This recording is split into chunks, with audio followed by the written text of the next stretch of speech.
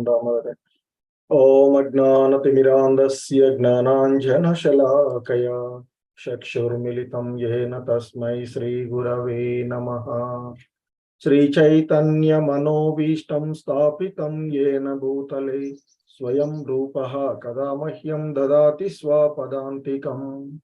वन्देऽहं श्रीगुरु श्रीयुतपदकमलं श्रीगुरून् वैष्णवांशः। श्रीरूपं साग्रजातं सहगण रघुनाथान्वितं तं सजीवं साद्वैतं सावधूतं परिजनसहितं कृष्ण चैतन्य देवं श्रीराधाकृष्णपादान् सहगण ललिता श्रीविशाखान्वितांश। नमः ओं विष्णुपादाय कृष्णप्रेष्ठाय भूतले श्रीमते भक्तिवेदांत स्वामी इति नामिने। नमस्ते सारस्वती देवे गौरवाणी प्रचारिणे निर्विशेष शून्यवादी पाश्चात्यदेशतारिणे। हे कृष्णा करुणा सिंधो दीनबंधो जगत्पते गोपेश गोपिका कांत राधा कांत नमोस्तुते। तप्त कांचन गौरांगी राधे वृंदावनेश्वरी वृषभानुसुते देवी प्रणमामि हरिप्रिये।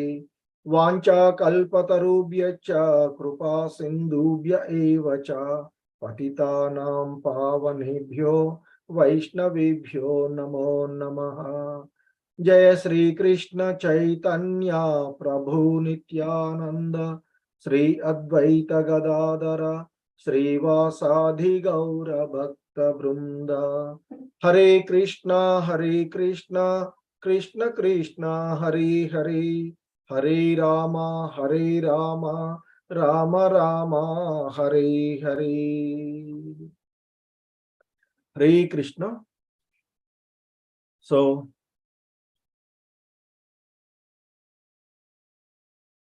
18 రోజులలో భగవద్గీత అవగాహనము అనేటువంటి ఈ కార్యక్రమానికి ఇస్కాన్ శ్రీ శ్రీ రాధా గోవింద ఆలయము మంగళూరు కర్ణాటక తరపున మీ అందరికీ కూడా స్వాగతం తెలియచేస్తూ ఉన్నాము. సో ఈ కార్యక్రమంలో మనము ఇప్పటి వరకు రోజుకొక అధ్యాయం చొప్పున 11 అధ్యాయాలను మనము పూర్తి చేసుకొని ఈరోజు 12వ అధ్యాయమైనటువంటి ద్వాదశ అధ్యాయమైనటువంటి భక్తి యోగము అనేటువంటి అధ్యాయంలో మనమున్నాము. సో ఈ భగవద్గీతలో 3 విభాగాలలోని 2వ విభాగంలో అంటే భక్తి యోగంలోని చివరి అధ్యాయము ఈరోజు మనం చూస్తూ ఉంది. సో రేపు నుంచి మళ్ళీ 3వ విభాగమైనటువంటి జ్ఞాన యోగ షట్కాలు చూస్తాము. సో మరి ఈ భక్తి యోగము అనేటువంటి అధ్యాయాన్ని మనము చూస్తూ ఉన్నాము. ఈరోజు ఏవైతే అంశాలు మనము అవగాహన చేసుకోవడానికి ప్రయత్నం చేస్తూ ఉన్నామో అవి ఇస్కాన్ వ్యవస్థాపక ఆచార్యులైనటువంటి శ్రీల ప్రభుపాదుల వారి యొక్క బోధనల ఆధారంగా ఉన్నటువంటి అంశాలు. సో ఇక నిన్నటి అధ్యాయంలో మనము చూసినటువంటి అంశము తాత్కాలిక ప్రదర్శన అయినటువంటి విశ్వరూపము, తర్వాత సమస్తాన్ని మృంగివేసేటువంటి కాలరూపము, చతుర్భుజ విష్ణు రూపము అన్నీ కూడా శ్రీకృష్ణుడే అనేటువంటిది ఇక్కడ మనకి అవగాహనమైనటువంటి అంశము నిన్నటి అధ్యాయము ద్వారా. ఈ విధంగా శ్రీకృష్ణుడే అన్ని అంటే ఈ రూపాలన్నిటికీ మూలము అని, అంతేగాని శ్రీకృష్ణుడు ఆ విష్ణువు యొక్క ప్రదర్శన కాదు, శ్రీకృష్ణుడే అన్ని రూపాలకు మూలము, వందల వేల కొలదిగా విష్ణు రూపాలు ఉన్నాయని, కానీ భక్తునికి ఆ శ్రీకృష్ణుని ఆది రూపమైనటువంటి ద్విభుజ శ్యామ సుందర రూపము తప్ప ఇక ఏ రూపము అతనికి ప్రధానమైనటువంటిది కాదు. అందుకే అర్జునుడు చివరికి తన్ను ఆ ద్విభుజ శ్యామ సుందర కృష్ణ రూపమునే ఆయన అడిగినటువంటిది. సో ఆ విధంగా విశ్వరూప ప్రదర్శనము నిన్నటి అధ్యాయంలో చూసినటువంటిది. సో ఇక ఈరోజు అధ్యాయము భక్తి యోగము. ఈ అధ్యాయంలోని మొదటి శ్లోకము. అర్జున ఉవాచ ఏవం సతతయుక్తాయే భక్తాస్త్వాం పర్యుపాసతే ఏ చాప్యక్షరమవ్యక్తం తేషాం కే యోగవిత్తమా. ఇంకా అర్జునుడు ఈ విధంగా అంటూ ఉన్నాడు కృష్ణ భగవాన్. ఎందుకంటే ఆ కృష్ణ భగవానుడు విశ్వరూప దర్శనము అయిన తర్వాత ఇక అర్జునుడు భగవంతుడితో ఈ విధంగా అంటూ ఉన్నాడు.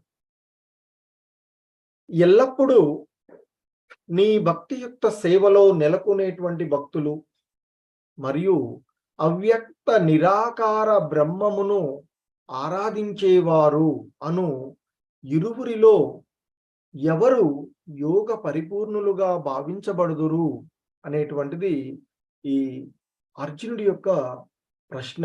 అంటే అర్జునుడు తెలుసుకోవలసినటువంటి అంశంగా ఆ కృష్ణ భగవానుల వారిని అడుగుతూ ఉన్నటువంటిది ఏమిటంటే, నీ యొక్క భక్తియుక్త సేవలో నెలకొనేటువంటి భక్తులు, మరికొందరేమో అవ్యక్త నిరాకార బ్రహ్మాన్ని ఆరాధించేటువంటి వారు ఉంటారు.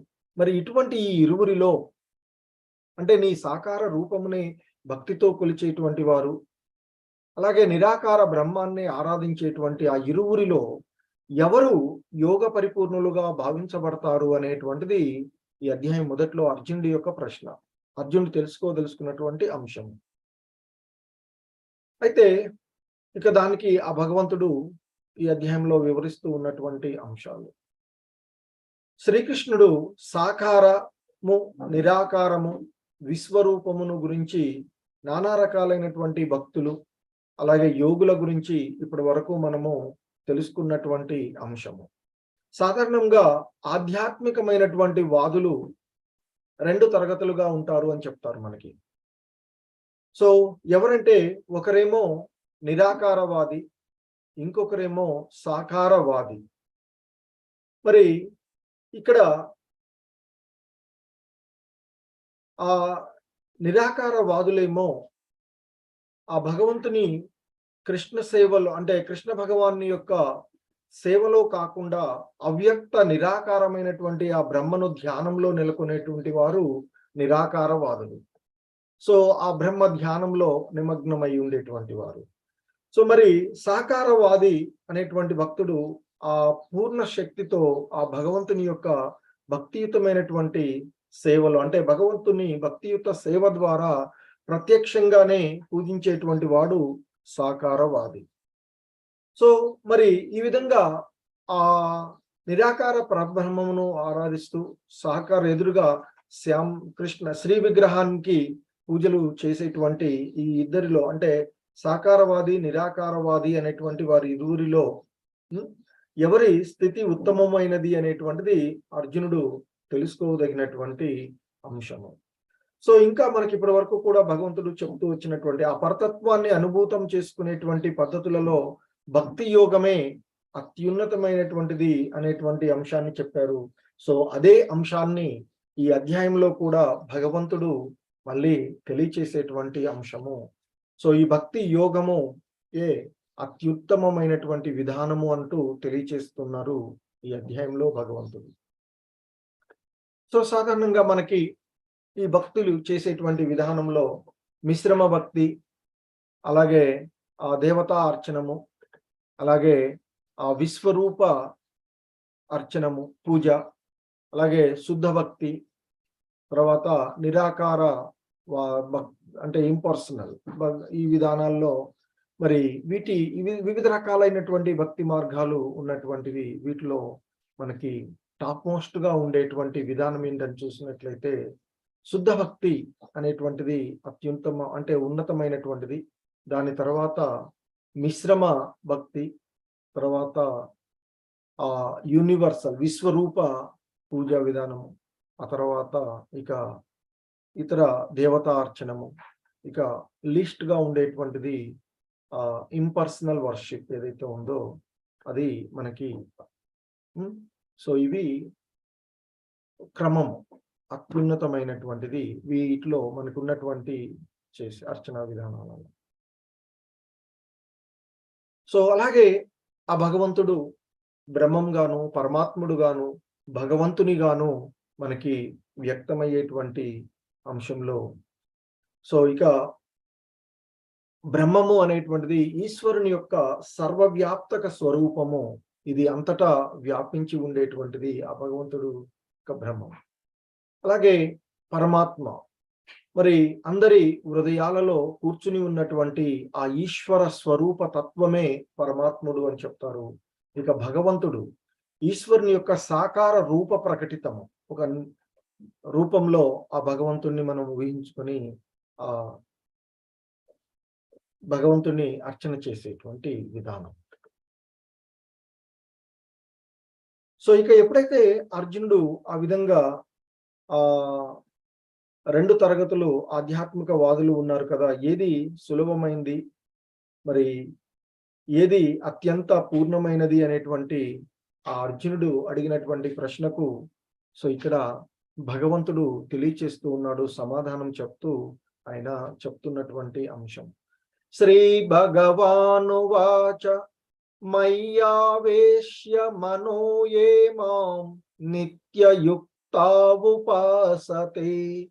శ్రద్ధయా పరయోపేతాస్తే మే యుక్తతమా మతాః. శ్రీకృష్ణ భగవానుడు ఈ విధంగా సమాధానమిస్తున్నాడు అర్జునుడు అడిగినటువంటి ప్రశ్నకు. ఓ అర్జున, నా సాకార రూపము పైననే తమ మనసును స్థిరపరిచి దివ్యమైన శ్రద్ధతో నన్ను అర్చించడంలో సర్వదా నెలకొని ఉన్నవారే అత్యుత్తమ యోగ పరిపూర్ణులు అని నా యొక్క అభిప్రాయము అర్జున అంటూ ఆయన చెప్తూ ఉన్నటువంటి విషయము.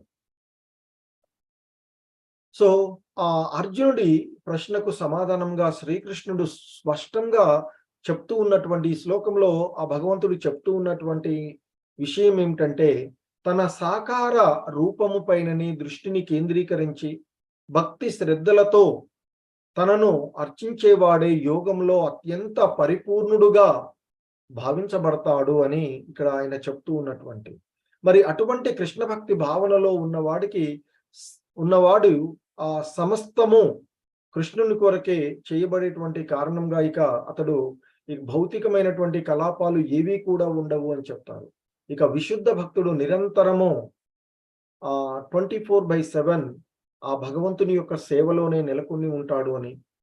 సో ఒక్కొక్కప్పుడు అతడు జపం చేయడము, మరొకప్పుడు శ్రవణం చేయడము, కృష్ణుని గురించి కథలు చదవడము, ఆ విధంగా అతడు నిరంతరం కూడా శుద్ధ భక్తులు భగవంతుని యొక్క సేవలో నిమగ్నమై ఉంటారు అనేటువంటి అంశాన్ని ఇక్కడ మనకి తెలియచేస్తూ ఉన్నటువంటిది.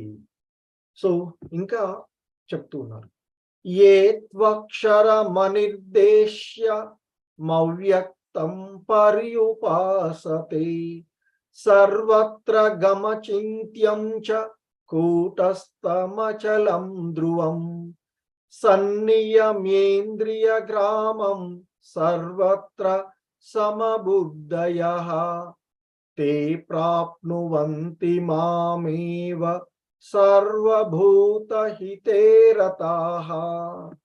సో ఇక ఆ భగవంతుడు ఇంకా చెప్తూ ఉన్నటువంటి అంశాలు ఆయన చెప్తూ ఉన్నారు. ఓ అర్జున, కానీ ఇంద్రియ అతీతము సర్వవ్యాపకమైనది, అంటే ఇంద్రియ అతీతమైనది, సర్వవ్యాపకమైనది, ఊహాతీతమైనది, మార్పు లేనిది, స్థిరమైనది, అలాగే ఆ కథలని అవ్యక్తమైనటువంటి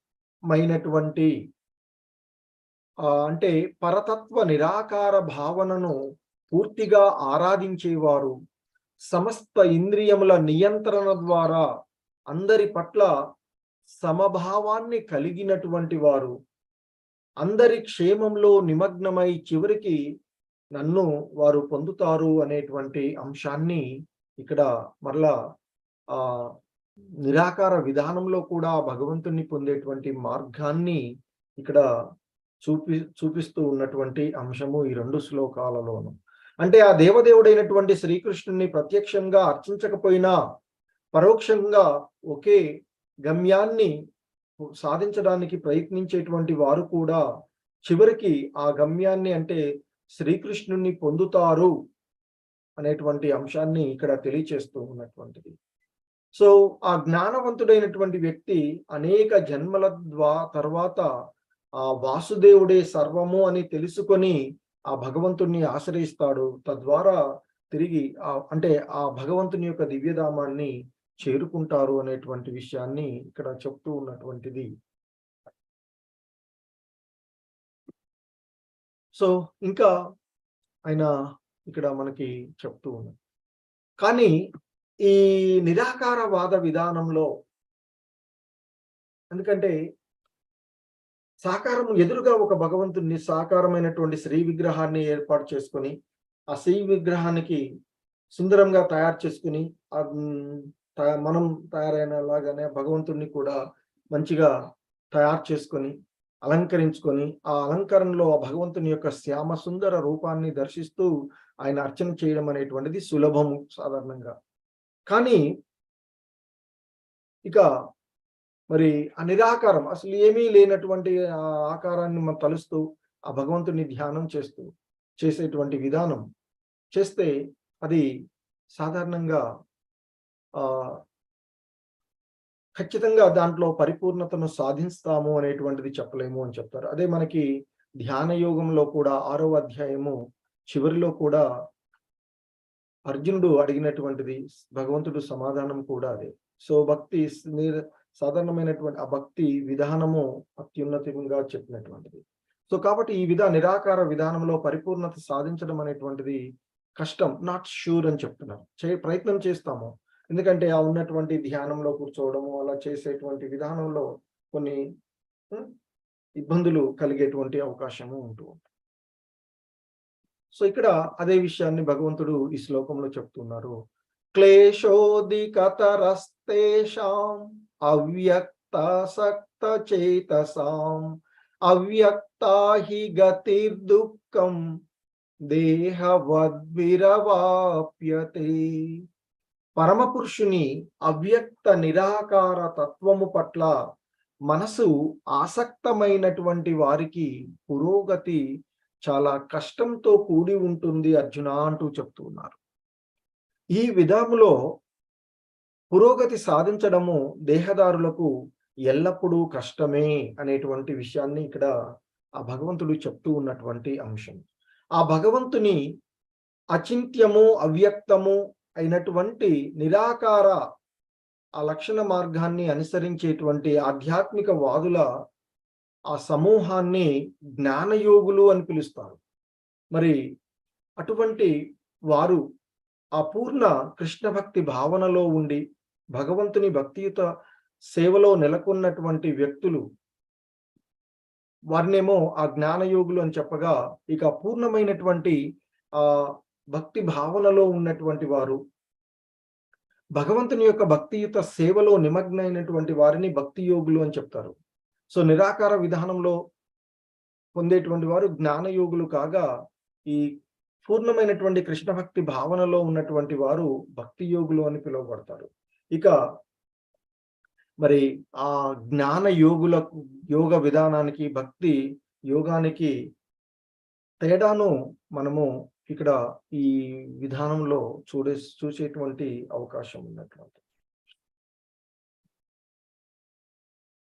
సో చెప్తున్నారు ఇంకా, ఏతు సర్వాణి కర్మాణి మయి సన్యస్య మత్పరః అనన్యేనైవ యోగేన మాం ధ్యాయంత ఉపాసతే తేషామహం సముద్ధర్త మృత్యు సంసార సాగరాత్ భవామి నచిరాత్ పార్థ మయ్యావేశిత చేతసాం. సో ఇంకా ఆయన చెప్తూ ఉన్నటువంటి అంశము, కానీ ఓ పార్థ అంటే ఓ అర్జున,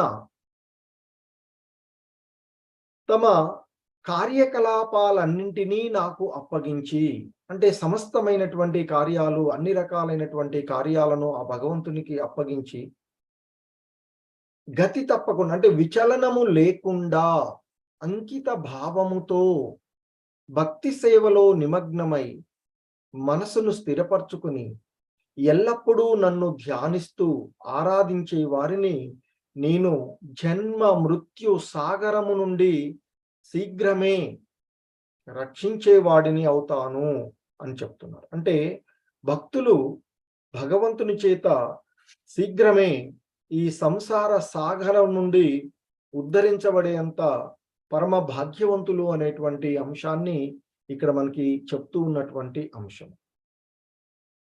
ఎందుకంటే భగవంతుడు మహోన్నతముడు అయినటువంటి వాడని, ఆ వ్యక్తిగత జీవుడు అతని యొక్క ఆధీనంలోనే ఉండేటువంటి వాడు, ఆ విశుద్ధ భక్తి యోగంలోనికి వచ్చేటువంటి వాడు.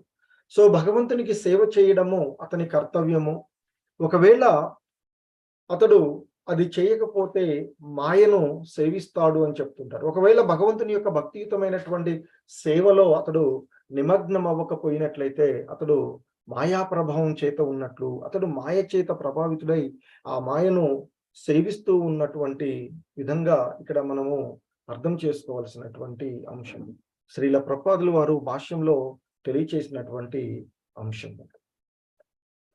సో ఇక మరి ఆ విధంగా మాయా ప్రభావం చేత ప్రకృతి త్రిగుణాల స్వభావంతో అంతా కూడా ఈ మహాతత్వం ద్వారా వచ్చినటువంటి ప్రకృతి త్రిగుణాలు, వీటి ద్వారా చేయబడుతున్నటువంటి కార్యాలన్నింటినీ కూడా తానే చేస్తూ ఉన్నట్లుగా ఈ మాయా చేత ప్రభావితుడైనటువంటి జీవుడు ఆలోచిస్తూ ఉంటాడు. ఎందుకంటే వాస్తవానికి ఆత్మ అనేటువంటిది ఏది కూడా చేయనటువంటిది, కానీ ఆ కార్యాలన్నీ తానే చేస్తున్నట్లుగా భావిస్తాడు. ఒకవేళ కానీ ఎవరైతే వారు చేస్తూ ఉన్నటువంటి కార్యాలన్నింటినీ కూడా భగవంతునికి అప్పగించి ఎటువంటి విచలనం లేకుండా అంకిత భావంతో భక్తియుతమైనటువంటి సేవలో నిమగ్నమైనట్లయితే, అంటే భక్తియుత సేవలో పూర్తిగా నెలకొని ఉన్నట్లయితే, అంటే కృష్ణ భక్తి భావన పద్ధతిలోనే నిమగ్నమై ఉన్నట్లయితే ఇక అదే ఉత్తమ మార్గము అని చెప్తున్నారు. సో ఇక ఆ మార్గాన్ని అనుసరిస్తూ ఉన్నటువంటి వారికి ఆ భగవంతుని అనుగ్రహం లభిస్తుంది. ఆ భగవంతుడు వారిని ఈ జన్మ మృత్యు సాగరం నుండి, సో పుట్టడము, మరణించడము, మళ్ళీ రావడము, ఈ జనన మరణ చక్రాల్లో ఉండేటువంటి వాటి నుండి ఆ భగవంతుడు రక్షిస్తాను అనేటువంటి అంశాన్ని ఇక్కడ మనకి తెలియచేస్తూ ఉన్నటువంటి అంశం. సో ఇక్కడ ముఖ్యంగా ఈ శ్లోకాలలో ఉన్నటువంటి సారాంశం ఏమిటంటే, మనిషి వివిధ కామ్యకర్మ పద్ధతులలో కానీ, మానసిక కల్పన ద్వారా కానీ, జ్ఞాన సాధనలో కానీ నెలకొనకూడదు అనేటువంటిది. దేవదేవుని భక్తుడైనటువంటి వాడు ఇతర ఆ యోగ పద్ధతులు, జ్ఞానము, వ్రతాలు, యజ్ఞాలు, దానాల ద్వారా లభించే సమస్త ఫలాలను అతడు పొందుతాడు. ఇది ఏ భక్తి సేవ ద్వారా కలిగేటువంటి విశేషమైనటువంటి ఫలితము అనేటువంటి అంశము. సో కాబట్టి మనము ఆ భగవంతుణ్ణి సేవించడం మరి ఏంటి అంటే నామ సంకీర్తన. హరే కృష్ణ కృష్ణ కృష్ణ హరే హరి, హరే రామ రామ రామ హరే హరి అంటూ ఆ భగవంతుని మనము నిరంతరము సేవిస్తూ ఉన్నట్లయితే అదే ఈ భవబంధనాలన్నింటి నుండి కూడా బయటపడేసేటువంటి ఏకైక మార్గము అని చెప్తూ ఉంటుంటారు. సో ఇక ఆ విధంగా ధ్యానం అంటే ఆ నామస్మరణ చేయడం ద్వారా ఇక ధార్మిక పద్ధతి ద్వారా ఈ గమ్యాన్ని సమీపించడానికి సాధ్యమవుతుంది అనేటువంటి అంశాన్ని చెప్తూ ఉన్నారు. సో అందుకే ఆయన మనకి వచ్చేటువంటి 18వ అధ్యాయం చెప్తారు, సర్వధర్మాన్ పరిత్యజ్య మామేకం శరణం వ్రజ అహం త్వం సర్వ పాపేభ్యో మోక్ష ఇష్యామి మా శుశుః అంటూ చెప్తారు. అంటే భక్తుడైనటువంటి వాడు ఇతర అన్ని ధర్మాలను వదిలివేసి తానును మాత్రం ఆశ్రయించినట్లయితే ఈ అన్నిటి నుండి నేను నిన్ను బయటపడవేస్తాను కృష్ణ అని అర్జున అని చెప్తుంటారు కృష్ణ భగవానుల వారు. సో ఇంకా ఆ భగవంతుడు ఇక్కడ మనకి వివిధ రకాలైనటువంటి ఆ భగవంతుణ్ణి సేవించేటువంటి మార్గాలలో మనకి వివిధ రకాలైనటువంటి భక్తి మార్గాలను ఆ భగవంతుడు ఇక్కడ మనకి తెలియచేస్తూ ఉన్నటువంటి అంశము. సో ఆయన ఇక్కడ చెప్తూ ఉన్నారు, మయ్యేవ మన ఆదత్స్వ మయి బుద్ధిం నివేశయ నివశిష్యసి మయ్యేవ అత ఊర్ధ్వం న సంశయః. సో ఇక్కడ ఆ భగవంతుడు చెప్తూ ఉన్నటువంటి అంశం, ఓ అర్జున, దేవాది దేవుడునైనటువంటి నాపైనే నీ మనసును స్థిరపరచుము, నీ బుద్ధినంతా నా కొరకు ఉపయోగించు. ఆ విధంగా నీవు నిస్సందేహంగా నాలోనే ఎల్లప్పుడూ నివసిస్తావు. అంటే ఇక్కడ ఆ కృష్ణ భగవాన్ యొక్క భక్తియుత సేవలో నెలకొన్నటువంటి వాడు ఆ దేవదేవుని ప్రత్యక్ష సంబంధంలోనే జీవిస్తాడు అని చెప్తూ ఉంటున్నారు. కనుక అతడి యొక్క స్థితి ఆరంభం నుండే దివ్యమైనదిగా ఉంటుంది అనే దాంట్లో ఎటువంటి సందేహం లేదని చెప్పారు. అంటే వాళ్ళు ఏ విధమైనటువంటి పనులు చేస్తూ ఉన్నా, దైనందిక కార్యక్రమాలలో దేనిలో నిమగ్నమై ఉన్నా ప్రతిదీ కూడా కృష్ణ సంబంధ విషయంలోనే వాళ్ళు చూస్తారు అనేటువంటి విషయాన్ని ఆ ప్రత్యక్ష సంబంధంలోనే వరే చేస్తున్నా, సో వంట చేస్తూ ఉన్నా, ఇంకేది పనుల ఇతరమైనటువంటి కార్యక్రమాల్లో నెలకొన్న, ఇతరులతో సంభాషిస్తూ ఉన్నా, లేదా భగవంతుని గురించి చర్చిస్తూ ఉన్నా, ఏ విషయంలో కుటుంబ సంబంధమైనటువంటి విషయాల్లో ఉన్నా ప్రతిదీ కూడా ఆ భగవత్ సంబంధంగా చూస్తారు. అలా చూసేటువంటి భక్తి ఏదైతే ఉందో అనన్య భక్తి, ఇక భగవంతుడు తప్ప అన్యము ఏది కూడా ఆలోచించినటువంటి భక్తి ఏదైతే ఉందో అది అనన్య భక్తి అని చెప్తూ ఉంటారు. ఆ విధంగా వారు ఆ ఎల్లప్పుడూ కూడా ఆ భగవంతుని యందే నివసిస్తారు అనేటువంటి అంశాన్ని ఇక్కడ మనకి తెలియచేస్తూ ఉన్నటువంటి అంశం. హరే కృష్ణ.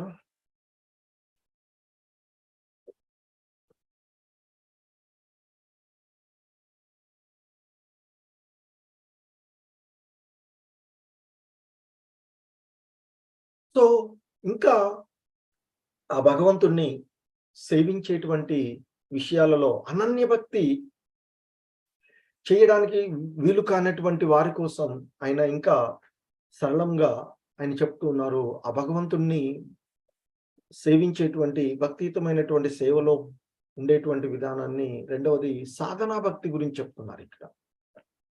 అత చిత్తం సమాదాతుం న శక్నోసి మయి స్థిరం అభ్యాస యోగేన తతో మామి చాప్తం ధనంజయ.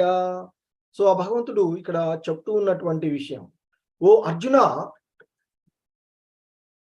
ఓ ధనంజయ, నీ మనసును విచలనం లేకుండా నా మీదే స్థిరపరచలేకపోతే, అంటే ఇంతకు ముందు శ్లోకంలో చెప్పినట్లుగా 24/7 ఆ కృష్ణ సంబంధ విషయంలోనే నిమగ్నం అవలేకపోయినట్లయితే అప్పుడు నీవు భక్తి యోగ నియమాలను అనుసరించు, ఈ విధంగా నన్ను పొందే కోరికను పెంచుకును అని చెప్తూ ఉన్నారు. సో ముఖ్యంగా ఈ శ్లోకంలో ఆయన మనకి ఆ రెండు రకాలైనటువంటి భక్తి యోగ పద్ధతులు సూచిస్తూ ఉన్నారు. దివ్యమైనటువంటి ప్రేమ ద్వారా ఆ దేవదేవుడైనటువంటి శ్రీకృష్ణ భగవానుని పట్ల నిజంగా అనురక్తిని పెంచుకున్నటువంటి వారికి అన్వయించేటువంటి ఆ అనన్య భక్తి విధానము. ఇక రెండవది ఆ దివ్యమైనటువంటి ప్రేమ ద్వారా ఆ పరమ పురుషుని పట్ల ఆకర్షణను పెంచుకునేటువంటిది. సో ఎందుకంటే భక్తి యోగ నియమాలను పాటించడం ద్వారా ఆ భగవంతుణ్ణి పొందాలి అనేటువంటి కోరిక పెరుగుతుంది. ఆ భగవంతుని పట్ల అనురక్తి పెంచుకోవడానికి తోడ్పడేటువంటిది ఆ సాధనా భక్తి అని చెప్తున్నారు. సో ఆ విధంగా చేయడం వల్ల చివరికి అతడు కూడా ఆ అనన్యమైనటువంటి భక్తి విధానికి చేరుకునేటువంటి అంశము ఉంటుంది. సో అయితే ఇక్కడ భక్తి యోగ నియమాలు అనేటువంటిది ఏంటంటే, సాధన చేయడానికి ఒక సాధకుడు ఒక ప్రామాణికమైనటువంటి గురువుని ఆశ్రయించి ఆ గురువు యొక్క నిర్దేశంలో కొన్ని నియమాలను తప్పక పాటిస్తూ ఉండాలి అని చెప్తూ ఉంటారు. సో ఆ విధంగా ఆ భక్తి యోగ నియమాలను పాటిస్తూ, అంటే సాధారణంగా భక్తి యోగ నియమాలు ఏంటంటే తెల్లవారుజామునే లేవడము, స్నానం చేయడము, ఆలయంలోకి ప్రవేశించి అక్కడ ఉండేటువంటి భక్తుల యొక్క సాంగత్యములో హరే కృష్ణ భక్తి చేయడము, తర్వాత హరే కృష్ణ మంత్ర జపం చేయడము, ఆ తర్వాత భగవంతునికి సమర్పించడానికి పూజలు చేయడము, ఇవన్నీ కూడా కావలసినటువంటివి తయారు చేసుకోవడము. ఆ విధంగా భక్తి యోగ నియమాలను మనకి గురువులు సూచించిన విధంగా భక్తి విధానంలో పాల్గొనడము, అది సాధనా భక్తి అని చెప్తారు. సో ఇంకా ఆయన ఇక్కడ చెప్తున్నారు, ఒకవేళ ఆ 2 రకాలు కూడా సాధ్యం కాలేదనుకోండి, అంటే పరిపూర్ణంగా అనన్యమైనటువంటి భక్తి, శుద్ధ భక్తిలో నిమగ్నం అవ్వడం సాధ్యం కానప్పుడు, లేదా సాధనా భక్తి కూడా సాధ్యం కాలేదనుకోండి, ఇక నిష్కామ కర్మలను ఆచరించమని భగవంతుడు మనకి తెలియచేస్తూ ఉన్నటువంటి, అభ్యాసేప్య సమర్థోసి మత్కర్మ పరమో భవ మదర్థమపి కర్మాణి కుర్వన్ సిద్ధి మవాప్స్యసి. సో ఇంకా ఆ భగవంతుడు ఇక్కడ చెప్తూ ఉన్నటువంటి అంశం, భక్తి యోగ నియమాలను నీవు అభ్యాసము చెయ్యలేకపోతే నా కోసమే పనులు చెయ్యడానికి ప్రయత్నం చెయ్యి. ఈ విధంగా భక్తియుక్త సేవ చేయుట వలన నీవు పరిపూర్ణ స్థాయిని చేరుకోగలుగుతావు అర్జున అంటూ ఆ అర్జునుడికి ఇక్కడ నిష్కామ కర్మ విధానాన్ని గురించి భగవంతుడు తెలియచేస్తూ ఉన్నటువంటి, అంటే ఆ గురువు యొక్క నిర్దేశంలో భక్తి యోగ నియమాలను సాధనం చేయడానికి కూడా సమర్థుడు కాకపోయినట్లయితే ఆ భగవంతుని కొరకు పని చేయడము ద్వారా ఆ పరిపూర్ణ స్థితికి చేరుకోవచ్చు అనేటువంటి అంశాన్ని మనకి ఇక్కడ ఆ భగవంతుడు తెలియచేస్తూ ఉన్నటువంటి అంశం. సో సాధారణంగా ఇంతకుముందే చెప్పాము, ఆ భగవంతుని యొక్క భక్తి యుగ సేవలో నిమగ్నమైపోతే అతడు మాయను సేవిస్తూ ఉన్నట్లు అని. సో ఆ విధంగా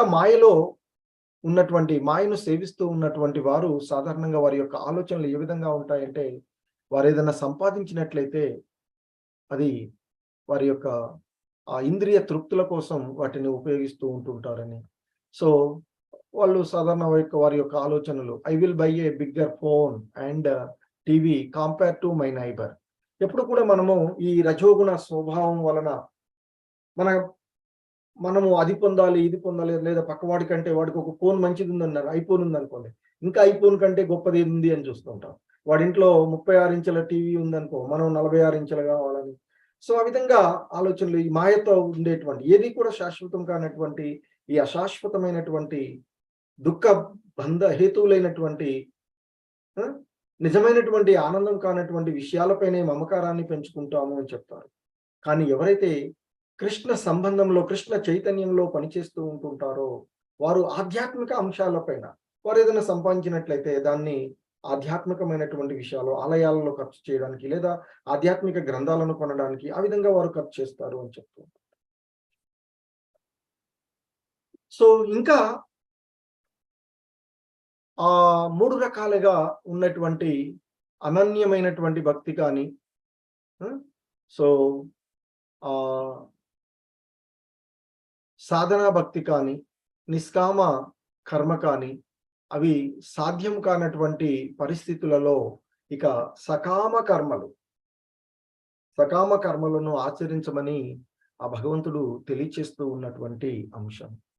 అతైతదప్యశక్తోసి కర్తుం మద్యోగమాశ్రితః సర్వకర్మ ఫలత్యాగం తత కురు యతాత్మవాన్. సో ఇక్కడ ఆయన చెప్తున్నారు, అతైతదప్య శక్తోసి కర్తుం మద్యోగమాశ్రితః. సో అంటే ఇక్కడ చెప్తున్నటువంటి అంశములో ఆ భగవంతుడు, అయినా నీవు నా కొరకై భక్తితో పనిచేయట కూడా నీవు చేయలేకపోయినట్లయితే, అంటే ఆ సకామ కర్మలను కూడా ఆచరించలేకపోయినట్లయితే, నిష్కామ కర్మలను కూడా ఆచరించలేకపోయినట్లయితే, ఇక సకామ కర్మలను, అంటే కర్మలను ఆచరించి ఆ కర్మ ఫలాలను త్యజించడము మరియు ఆత్మ నిగ్రహము కలవాడివై ఉండడానికి ప్రయత్నం చేయమని చెప్తూ ఉన్నారు. సో ఆ విధంగా భగవంతుడు ఆయన్ని చేరుకోవడానికి అనేక రకమైనటువంటి మార్గాల ద్వారా ఏ విధంగా భగవంతుని చేరుకోవచ్చు అనేటువంటి అంశాలను మనకి ఈ భక్తి యోగం ద్వారా తెలియచేస్తూ ఉన్నటువంటి అంశము. సో ఇంకా ఆయన చెప్తూ ఉన్నటువంటి అంశము ఆ అనన్యమైనటువంటి భక్తి, సాధనా భక్తి, నిష్కామ కర్మ, సకామ కర్మలు అవి కూడా మీరు చేయలేకపోయినట్లయితే ఇంకా ఆ భగవంతుడు మనకి ఇస్తూ ఉన్నటువంటి అవకాశం. శ్రేయో హి జ్ఞానమభ్యాసాత్ జ్ఞానాధ్యానం విశిష్యతే ధ్యానాత్ కర్మ ఫలత్యాగః త్యాగాచాంతిరనంతరం. సో ఇంకా భగవంతుడు చెప్తున్నారు, మరి ఆ విధమైనటువంటి అభ్యాసం కూడా నీవు చెయ్యలేకపోయినట్లయితే కనీసము జ్ఞానాన్ని పెంచుకోవడానికి ప్రయత్నించు. అంటే ఆ నిరాకార విధానంలో అయినా జ్ఞానము కంటే ధ్యానము ఉత్తమమైనది, ధ్యానము కంటే కర్మఫల త్యాగము ఉత్తమమైనది. ఎందుకంటే వాటిని త్యజించడం ద్వారా మనశ్శాంతిని పొందవచ్చు అర్జున అంటూ ఆ భగవంతుడు తెలియచేస్తూ ఉన్నటువంటి అంశాలు. సో ఈ విధంగా ఆ భగవంతుడు ఆయన అంటే అవన్నీ కూడా అంటే ఆ నియమాలతో కూడినవి సాధ్యం కానటువంటి పరిస్థితులలో ఇక ఏమంటున్నారు, జ్ఞానాన్ని పెంచుకోవడానికి ప్రయత్నం చేయమన్నారు. కానీ ఏది ఉత్తమమైనదో ఆ విషయాలను కూడా ఆ భగవంతుడు ఇక్కడ తెలియచేస్తూ ఉన్నటువంటి అంశాలు. సో ఇక ఇంకా మరి ఆ విధంగా ఉన్నటువంటి శుద్ధ భక్తుల యొక్క లక్షణాలను ఈ శ్లోకాలలో ఆ భగవంతుడు తెలియచేస్తూ ఉన్నటువంటి అంశం. అద్వేష్ట సర్వభూతానాం మైత్ర కరుణ ఏవ చ నిర్మమో నిరహంకార సమదుఃఖ సుఖ క్షమీ సంతుష్ట సతతం యోగి యతాత్మా దృఢ నిశ్చయః మయ్యర్పిత మనోబుద్ధి యో మద్భక్త సమే ప్రియః. సో ఇంకా ఆయన చెప్తున్నారు, ఓ అర్జున, మరి అంటే అర్జునుడు అడిగి ఉండవచ్చు శుద్ధ భక్తుల లక్షణాలు ఏంటి అనేటువంటి. సో ఇక శుద్ధ భక్తుల యొక్క లక్షణాలను చెప్తూ ఉన్నారు కృష్ణ భగవానుల వారు అర్జునుడికి. అన్ని జీవుల పట్ల దయగలిగినటువంటి స్నేహితుడే గాని ఆ జీవుల పట్ల అసూయ పడని వాడు, తనను యజమానిగా భావించని వాడు, మిథ్యా అహంకారం లేనటువంటి వాడు, ఆనందము మరియు బాధ రెండింటిలోనూ సమానంగా ఉండేవాడు, సహనవంతుడు, ఎల్లప్పుడూ సంతృప్తికరంగా ఉండేవాడు, ఆత్మ నియంత్రణలో ఉన్నవాడు, దృఢ నిశ్చయంతో భక్తి సేవలో నెలకొనినటువంటి వాడు, తన మనసును బుద్ధిని ఆ భగవంతునిపైనే స్థిరపరిచినటువంటి వాడు అయిన నా భక్తుడు నాకు చాలా ప్రియమైన వాడు అర్జున అంటూ చెప్తూ ఉన్నటువంటి అంశము. సో అంటే ఇక్కడ ఆ విశుద్ధ భక్తియుత సేవ విషయానికి వచ్చినట్లయితే ఆ విషయానికి మళ్ళీ ఆయన వస్తూ భగవంతుడు విశుద్ధ భక్తుని దివ్య గుణాలను ఈ 2 శ్లోకాలలో మనకి తెలియచేసినటువంటివి. అంటే విశుద్ధ భక్తుడు ఎటువంటి పరిస్థితులలోనూ కలత చెందడు అని, ఎవరి పట్ల అతడు ద్వేషము చూపించడు అని, భక్తుడు ఎవరిని కూడా తనకు శత్రువుగా భావించడు అని, తన గత జన్మ కర్మల ఫలంగానే ఆ విధమైనటువంటి ఇబ్బందులకు అతడు గురి అవుతూ ఉన్నాడు అనేటువంటి ఆ విధమైనటువంటి భావనలతో సో ఆ భక్తి యోగ నియమాలను పాటిస్తూ అతడు ఇక ఆ భగవంతుని ఎడ స్థిరమైనటువంటి భక్తితో నెలకొని ఉన్నటువంటి కారణంగా ఇక ఆ భగవంతుడు వారిని అటువంటి వారు అంటే ఆయనకి ఎంతో ప్రియమైనటువంటి వారు అని చెప్తూ ఉన్నారు. సో ఎందుకంటే వారు ఆ పరిపూర్ణమైనటువంటి కృష్ణ భక్తి భావనలో అతని సర్వ కార్యాలతో ఆ భగవంతుడే సర్వదా ఇక్కడ ప్రసన్నుడై ఉంటాడు కనుక ఇక వారితోనే వారు ఆ విధంగా భగవంతుడు వారిని ప్రియమైన వారుగా భావిస్తూ ఉన్నటువంటి అంశం. సో ఇంకా అశుద్ధ భక్తులు ఎలా ప్రవర్తిస్తూ ఉంటారు ఏమిటి అనేటువంటి అంశాన్ని ఈ శ్లోకంలో తెలియచేస్తూ ఉన్నారు. యస్మాన్నో ద్విజతే లోకో లోకాన్నో ద్విజతే చ యః హర్షామర్ష భయోద్వేగైః ముక్తో యః స చ మే ప్రియః. సో ఆయన ఇక్కడ చెప్తూ ఉన్నారు, ఆ భక్తుని యొక్క యోగ్యతలు ఇంకా ఆయన తెలియచేస్తున్నారు. భక్తుడు అనేటువంటి వాడు ఏ ఒక్కరికి బాధ పెట్టని వాడుగా ఉంటాడని, ఏ ఒక్కరిని బాధ పెట్టని వాడు, ఎవరి చేత ఉద్వేగానికి గురి కాని వాడు, సుఖాల్లోనూ బాధలలోనూ ఒకే విధంగా ఉండేవాడు, భయము ఆందోళన రహితంగా ఉన్నటువంటి నా భక్తులు నాకు చాలా ప్రియమైన వారు అని చెప్తున్నారు. అంటే ఇక ఆ అటువంటి శుద్ధ భక్తులు ఎవరికి కష్టం కానీ, ఆందోళన కానీ, భయం కానీ, అసంతృష్టి కానీ కలగకుండా, అసంతృప్తి కలగకుండా వాళ్ళు ఉంటారు అని చెప్తున్నారు. ఆందోళన రహితంగా ఉంటారు అనేటువంటి విషయాన్ని ఇక్కడ మనకి తెలియచేస్తూ ఉన్నటువంటి అంశం. ఎందుకంటే ఆ భగవంతుని యొక్క భక్తులు ఎంతటి మనోనిగ్రహంతో ఉంటారో ఇక్కడ మనము ఒక చిన్న ఉదాహరణ స్టోరీగా చూసినట్లయితే, ఇక్కడ ఒకసారి ఆ శివుడు ఆయన యొక్క భక్తులను ఉద్దేశించి ప్రసంగిస్తూ ఉన్నటువంటి సందర్భంలో శివపార్వతులు ఆసనంపై కూర్చుని ఆ పార్వతీమాత ఆమె యొక్క తొడ ఇవన్నీ భగవంతునిపై ఉండే విధంగా ఇద్దరు కూర్చొని ఉన్నారట. సో ఆ లీలల్లో అక్కడ ఉన్నటువంటి ఒక భక్తుడు ప్రభు శివుణ్ణి అడుగుతాడట, ప్రభు ఇది ఏకాంత సమయం కాదు కదా, మరి ఇటువంటి సందర్భంలో పార్వతీమాత అలా మీరు కూర్చుని ఉండడం సమంజసమేనా అని అడుగుతాడట. అప్పుడు శివుడు నవ్వి ఊరుకుంటాడు. కానీ పార్వతీమాత కోపం వస్తుంది. వచ్చి, నీవు శివుడినే ప్రశ్నించేటువంటి వాడివా అని, నీకు అహంకారం పెరిగిపోయింది కనుక నీవు భూలోకంలో రాక్షసుడిగా జన్మించు అని శపిస్తుందట. అప్పుడు వెంటనే అతడు, మాత నేను చేసింది తప్పే, నన్ను మీరు క్షమించండి, మీరు విధించినటువంటి అంటే శిక్ష, మీరు ఇచ్చినటువంటి శాపాన్ని నేను స్వీకరిస్తూ ఉన్నాను. అంటే ఆందోళన ఏం చెందలేదు ఆయన, స్వీకరిస్తూ ఉన్నాను అని పార్వతీమాతకు నమస్కారాలు తెలియజేస్తారు. అప్పుడు శివుడు చెప్తాడు, చూసావా పార్వతి, విష్ణు భక్తులు ఎంతటి మనోనిగ్రహాన్ని కలిగి ఉంటారో, అంటే ఆ లీలలు తెలియచేయడానికే భగవంతుడు ఆ విధంగా అక్కడ వారు ప్రవర్తించారు అనేటువంటిది అర్థం చేస్తారు. సో ఆ విష్ణు భక్తులు కూడా ఆ విధంగానే మనోనిగ్రహంతో ఉంటారు అనేటువంటి అంశాన్ని ఇక్కడ చేస్తారు. సో ఇంకా చెప్తున్నారు, అనపేక్ష సుసిద్ధక్ష ఉదాసీనో గతవ్యతః సర్వారంభ పరిత్యాగి యో మద్భక్త సమే ప్రియః. సాధారణ కార్యకలాపాలను ఆశ్రయించని వాడు,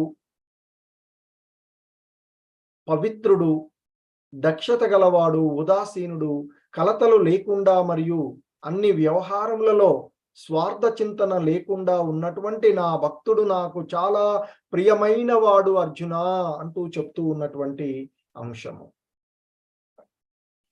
ఇంకా చెప్తున్నారు, యో న వృష్యతి నద్వేష్టి నశోషతి నకాంక్షతి శుభాశుభ పరిత్యాగి భక్తి మాన్య సమే ప్రియః.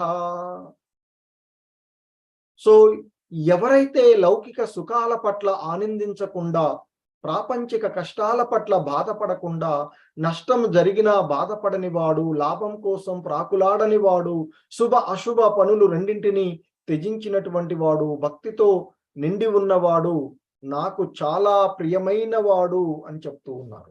అంటే భౌతిక లాభ నష్టాల పట్ల విశుద్ధ భక్తుడు ఆనందించడు, దుఃఖించడు అని చెప్తున్నారు. అలాగే పుత్రుణ్ణి గాని శిష్యుణ్ణి గాని పొందాలి అనేటువంటి ఆరాటపడడు అని చెప్తారు. సో వారిని పొందకపోతే దుఃఖించడు, తనకు అతి ప్రియమైనది ఏది కోల్పోతే అతడు ఏదైనా కోల్పోయినా అతడు శోకించడు అని చెప్తారు. సో ఆ విధంగా కలత చెందకుండా ఉండేటువంటి వాడు. మనము భక్త ప్రహ్లాదుని విషయంలో చూస్తాం. ఇటువంటి లౌకిక విషయాల పట్ల ఆయన ఆనందించకుండా, ప్రాపంచికంలో ఆయన తండ్రి పెట్టినటువంటి కష్టాలకు ఎప్పుడూ కూడా బాధపడకుండా ఉండి నిరంతరము ఆ భగవంతుని యొక్క భక్తియుత నామస్మరణలోనే ఆయన నిరంతరము ఉన్నారు. సో అందుకే ఆయనకు రక్షించడానికి భగవంతుడు అవతారం తీసుకుని నరసింహ అవతారంలో వస్తారు. సో ఇంకా మనకి ఇక్కడ చెప్తూ ఉన్నటువంటి అంశం, సమచత్రౌ చ మిత్రే చ తథా మానాపమానయోః శీతోష్ణ సుఖ దుఃఖేషు సమ సంగ వివర్జితః తుల్య నిందాస్తుతిర్మౌని సంతుష్టో ఏన కేనచిత్ అనికేత స్థిరమతిః భక్తిమాన్ మే ప్రియో నరః. సో ఇంకా ఆయన చెప్తూ ఉన్నారు, భగవంతుడు అర్జునుడితో అంటున్నాడు, ఓ అర్జున, శత్రు మిత్రులను మిత్రులతో సమభావముతో ఉండేవాడు, శత్రు మిత్రుల పట్ల సమభావంతో ఉండేవాడు, గౌరవము అగౌరవము అంటే మానవమానాలు, చలి వేడి శీతోష్ణాలు, ఆనందము బాధ, కీర్తి అపకీర్తి పట్ల సమభావము కలిగినటువంటి వాడు, ఎల్లప్పుడూ చెడు సావాసము నుండి దూరంగా ఉండేటువంటి వాడు. అంటే భక్తుడు అనేటువంటి వాడు సర్వదా చెడు సాంగత్యము నుండి దూరంగా ఉండాలి అని చెప్తారు. సో ఎల్లప్పుడూ చెడు సావాసము నుండి దూరంగా ఉండేవాడు, ఎల్లప్పుడూ మౌనంగా ఉండేవాడు, దేనితోనైనా సంతృప్తి చెందేవాడు, లభించిన దానితోనే భగవంతుడి అనుగ్రహం ద్వారా లభించింది ఇది అని దేనితోనైనా సంతృప్తి చెందేవాడు, దేనిని పట్టించుకోకుండా ఉండేవాడు. అంటే ఇక్కడ దేన్ని పట్టించుకోకుండా అంటే అనవసరమైనటువంటి విషయాలను గురించి, జ్ఞానంలో స్థిరపడినటువంటి వాడు మరియు భక్తి సేవలో నిమగ్నమైనటువంటి మానవుడు నాకు చాలా ప్రియమైన వాడు అర్జున అంటూ. సో ఇక అంటే ఆ కృష్ణ భక్తి భావనలో భక్తియుత సేవలో నెలకొనడమే ఆ అన్నింటి యొక్క ఉద్దేశ్యము అని వృద్ధి చేసుకునేటువంటి వాడు ఆ భగవంతునికి ఎంతో ప్రియమైనటువంటి వాడు అనేటువంటి అంశాన్ని ఇక్కడ చెప్తూ ఉన్నటువంటి అంశం. సో దానికి అంతకుముందే మనము రాజా అంబరీషులను చూసాము. సో స్థిరమైనటువంటి భక్తియుత సేవలో నిమగ్నమైనటువంటి ఆయన యొక్క భక్తుడు. సో అలాగే మరొక భక్తుడు ఆయన యొక్క స్నేహితుడు సుధాముని గురించి కూడా మనము ఇంతకు ముందే స్థిరంగా ఎటువంటి కష్ట నష్టాల్లో కానీ ఎటువంటి ఇబ్బందుల్లో గురి కాకుండా ఉన్నటువంటి వారిని మనం చూసినటువంటిది. సో ఇక చెప్తూ ఉన్నారు ఇక్కడ, ఏతు ధర్మ్యామృతమిదం యతోక్తం పర్యుపాసతే శ్రద్ధదానా మత్పరమా భక్తాస్తేతీవ మే ప్రియాః. భక్తి యోగము అను ఈ అమృత మార్గమును అనుసరించుచు, అంటే ఆ భక్తి యోగ మార్గము అనేటువంటి ఈ అమృత మార్గాన్ని అనుసరించేటువంటి వారు నన్నే పరమగమ్యముగా పరమలక్ష్యంగా చేసుకుని పూర్తిగా భక్తిలో నెలకొని ఉండేటువంటి వారు నాకు అత్యంత ప్రియమైన వారు అర్జున అంటూ చెప్తూ ఉన్నారు. అత్యంత ప్రియమైన వారు. సో ఇక ముఖ్యంగా మనం చూసినటువంటి అంశాల్లో ఈ అధ్యాయం 2వ శ్లోకం నుండి చివరి శ్లోకం వరకు కూడా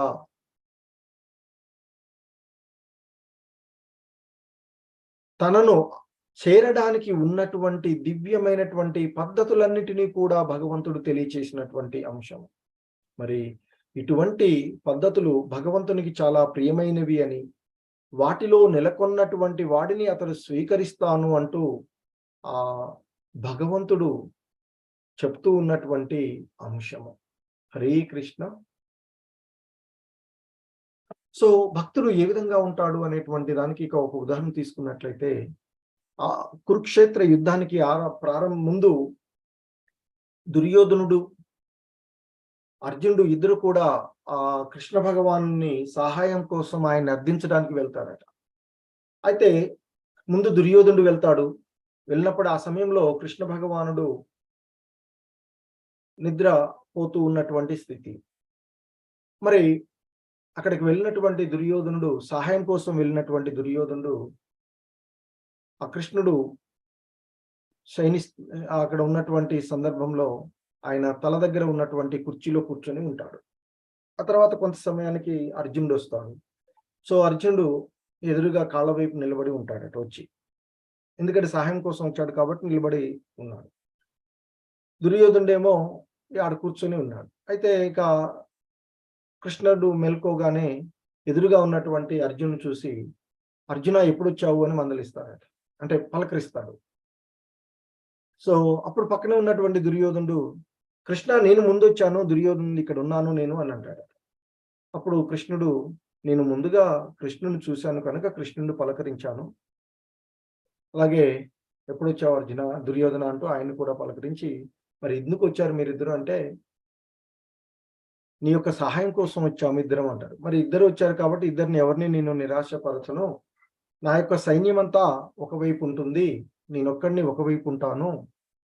సో, 2 భాగాలుగా విభజిస్తున్నాను మీరొచ్చినటువంటి మీకోసం. ఒకటి నేనొక్కడిని ఒకవైపు ఉంటాను. నా సైన్యమంతా నారాయణీ సేన అంతా కూడా ఒకవైపు ఉంచుతుంది.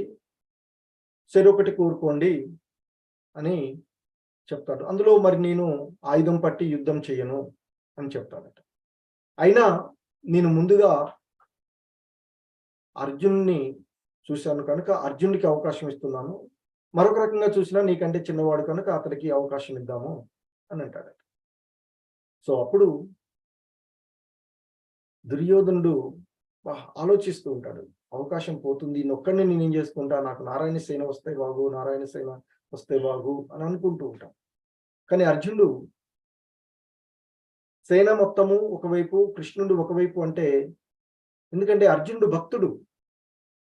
ఆయన అంటాడట అర్జునుడు, "ఓ కృష్ణ, మీరు కావాలి మాకు. మీ యొక్క సైన్యము వద్దు." అప్పుడు వెంటనే దుర్యోధనుడు మనసులో ఎంతో సంతోషపడి, అర్జునుడు ఎంత తెలివి తక్కువ మూర్ఖుడు. అందున యుద్ధం కూడా చేయనంటున్నటువంటి కృష్ణుడొక్కడిని తీసుకుంటున్నాడు. అంతమంది అన్ని అక్షౌహిణులుగా ఉన్నటువంటి నారాయణీ సేన వదిలేసి అనేటువంటి ఆ భావనతో సంతోషంగా ఉంటాడట. మనసులో కూడా సేన కావాలి నాకు అని అనుకున్నటువంటిది అది నెరవేరుతుంది. బయటకు మాత్రం ఏం చేస్తాను కృష్ణ, నిన్ను తీసుకునే అవకాశం నాకు లేకుండా పాయా. నువ్వేమో మొదటి అవకాశం అర్జునుడికిచ్చావు. అర్జునుడేమో నిన్ను కోరుకున్నాడు. ఇక మిగిలింది సైన్యమే గదా! ఆ సైన్యంతోనే నేను తృప్తి పడతానులే అని బయటకి ఆ విధంగా పలుకుతూ వెళ్తాడట. సో, దుర్యోధనుడు. సో, భక్తుడు అనేటువంటి వాడు భగవంతుడు తప్ప అన్యమేది కూడా తనకు అవసరం లేదు అనేటువంటి భావనలో ఇక్కడ అర్జునుడిని మనము చూడవచ్చు.